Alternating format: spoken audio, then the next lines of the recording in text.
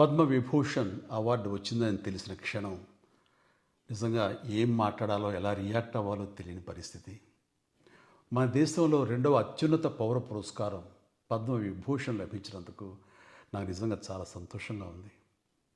ఒక తల్లి కడుపున పుట్టకపోయినా నన్ను తమ సొంత మనిషిగా, మీ అన్నయ్యగా, మీ బిడ్డగా భావించే కోట్లాది మంది ప్రజల ఆశీస్సులు, నా సినీ కుటుంబం యొక్క అండదండలు, అలాగే నీడల నాతో ప్రతి నిమిషం నడిచే లక్షలాది మంది అభిమానుల ప్రేమ, ఆదరణ కారణంగానే నేను ఈ రోజున ఈ స్థితిలో ఉన్నా. అందుకే నాకు దక్కినటువంటి గౌరవం ఇది మీది.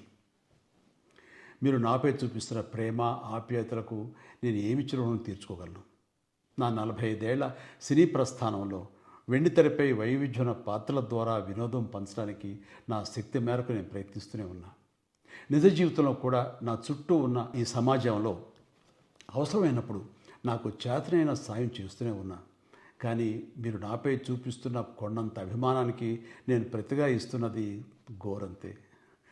ఈ నిజం నాకు ప్రతి క్షణం గుర్తుకొస్తూనే ఉంటుంది, నన్ను బాధ్యతగా ముందుకు నడిపిస్తుంటుంది. నన్ను ఈ ప్రతిష్టాత్మకమైనటువంటి పద్మవిభూషణ్ అవార్డుకి ఎంపిక చేసిన భారత ప్రభుత్వానికి, గౌరవ ప్రధాని శ్రీ నరేంద్ర మోడీ గారికి నా హృదయపూర్వక కృతజ్ఞతలు. జై హింద్.